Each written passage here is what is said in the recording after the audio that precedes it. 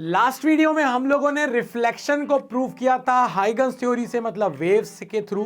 अब अपन हाइगन थ्योरी का ही यूज करेंगे, हाइगन्स प्रिंसिपल का यूज करेंगे और रिफ्रैक्शन को प्रूव करेंगे। तो चलिए प्रूव करते हैं laws of refraction using Huygens principal.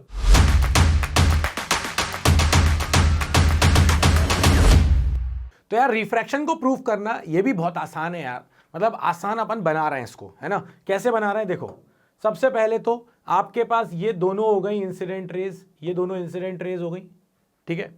अब ये आपके पास जो इंसिडेंट रे थी, ये फाइनली पहली वाली रे तो यहां इंसिडेंट हो गई, तो इससे अपन ने दूसरी वाली रे पर परपेंडिकुलर ड्रॉप किया, और जो परपेंडिकुलर आपने यहां पर ड्रॉप किया, ये परपेंडिकुलर आपका हो जाएगा इंसिडेंट वेव फ्रंट, यानी कि ये हो गया आपका इंसिडेंट वेव फ्रंट, ठीक है। ये जो ए से लेके बी तक का था, ये देखो फिर से पहली रे जहां पर इंसिडेंट हुई वो पॉइंट अपने पास पॉइंट ऑफ इंसिडेंस हो गया, वहां से दूसरी वाली रे पर परपेंडिकुलर ड्रॉप कर दिया, क्योंकि वेव फ्रंट हमेशा रेज से परपेंडिकुलर होता है, इसीलिए yes rays a line which is perpendicular to wave front, या फिर अपन उसका उल्टा यूज कर रहे हैं, रे से परपेंडिकुलर वेव फ्रंट होगा। ये आपके पास हो गया एंगल ऑफ इंसिडेंस, ठीक है।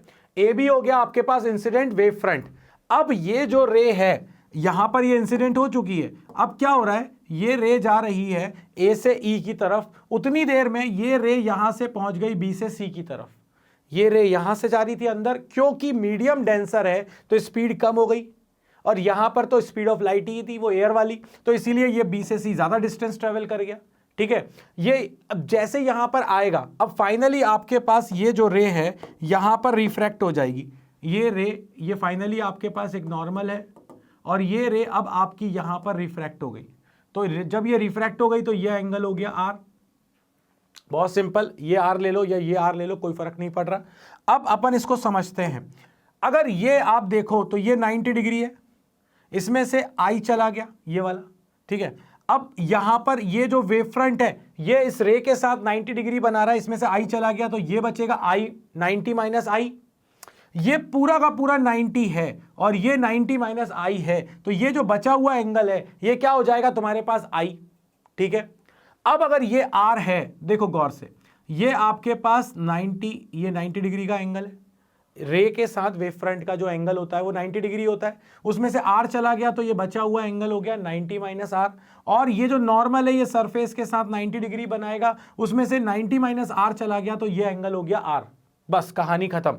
वैसे नहीं समझना तो ऐसे समझो, ये आर है, ठीक है, ये पूरा 90 है, इसमें से आर चला गया तो बचा कितना 90 माइनस आर, और ये 90 डिग्री था क्योंकि ये जो ड्रॉप किया ये परपेंडिकुलर है, 90 ये है, ये 90 माइनस आर है, तो ये बचा हुआ क्या होगा भाई, आर ही तो होगा। ऐसे देखना, ऐसे देखो, ऐसे देखना, ऐसे देखो, रे जा रही है, इंसिडेंट रे हमारी इस रेयर मीडियम से डेंसर मीडियम में जा रही है, तो ये बैंड हो जाएगी टुवर्ड्स नॉर्मल, जहां पर पहली रे इंसिडेंट हुई वहां से नॉर्मल ड्रॉप कर दिया, ये आपके पास बन गया इंसिडेंट वेव फ्रंट, और इसके बाद जब ये रे आगे बढ़ी फाइनली इस पॉइंट पर आकर ये वाली दूसरी रे भी रिफ्रैक्ट हो गई, तो ये जो आपके पास बन रहा है ये वाला सेक्शन, ये आपके पास बन गया रिफ्रैक्टेड वेव फ्रंट।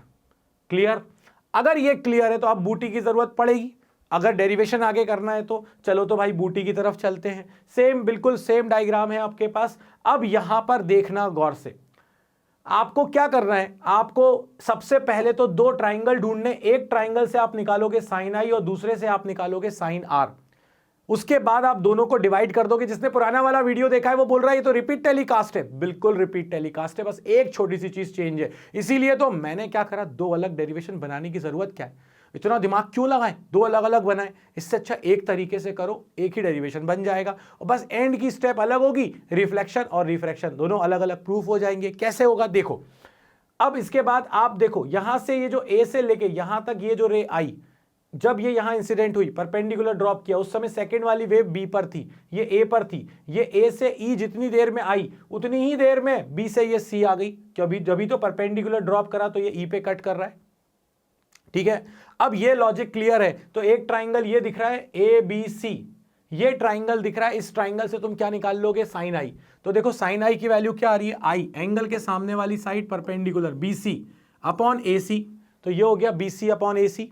इसके बाद एक ट्राइंगल तुम ये लोगे ए सी ई, ये वाला ट्राइंगल, इस ट्राइंगल में तुम देखो sine r, A E angle के सामने वाली side, A E upon A C hypotenuse, तो ये आ गया ए ई अपॉन ए सी। दोनों को क्या कर देंगे डिवाइड, क्योंकि स्नेल्स लॉ में कुछ कुछ ऐसे ही तो होता था, sine i by sine r, वही तो प्रूव करने जा रहे हैं अपन। यहां पर आपसे ये भी कहा जा सकता है कि रिफ्रैक्शन के लॉस की जगह पर स्नेल्स लॉ प्रूव करो, वो भी कर देंगे, वही तो कर रहे हैं, ठीक है। अब देखो इन दोनों को डिवाइड किया तो sine i by sine r, sine i की वैल्यू बी सी अपॉन ए सी, साइन आर की value a E upon A c, a c से ए सी क्या हो गया कैंसिल, बचेगा क्या बी सी अपॉन ए ई। और मैंने कहा ना, ये देखो यहां पर स्पीड कम हो गई तो ये कम डिस्टेंस चला, मगर ए से लेके ई तक जब पहली वेव जितना चली, जितने टाइम में, उतने ही टाइम में ये बी से सी आ गई। ये ज्यादा होना चाहिए था क्योंकि स्पीड ज्यादा है रेयर मीडियम में।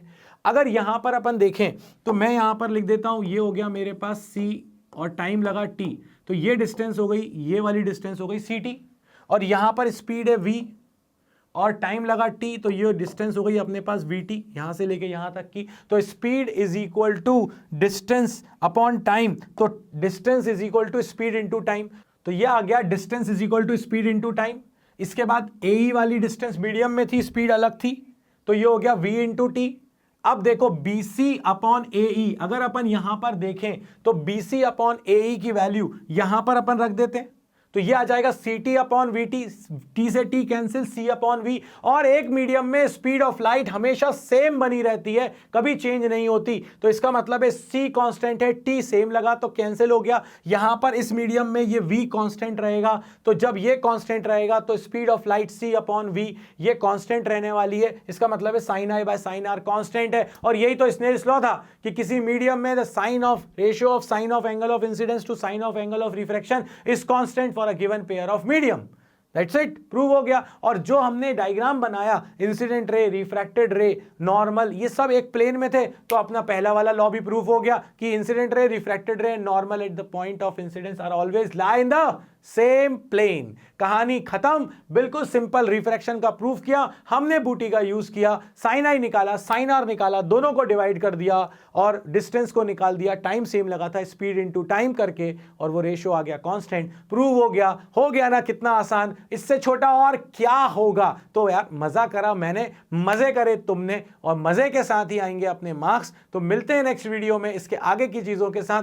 Keep sharing, keep liking, keep subscribing, क्योंकि यही हमारी एनर्जी का पूरा सोर्स है। आंखें चढ़ी हुई हैं मगर फिर भी बाबा जी यहाँ खड़े हुए हैं, वो सिर्फ उसका कारण यही है कि तुम वहां से हमें एनर्जी दे रहे हो। तो मिलते हैं नेक्स्ट वीडियो में, तब तक के लिए बाबा जी की तरफ से जय हो।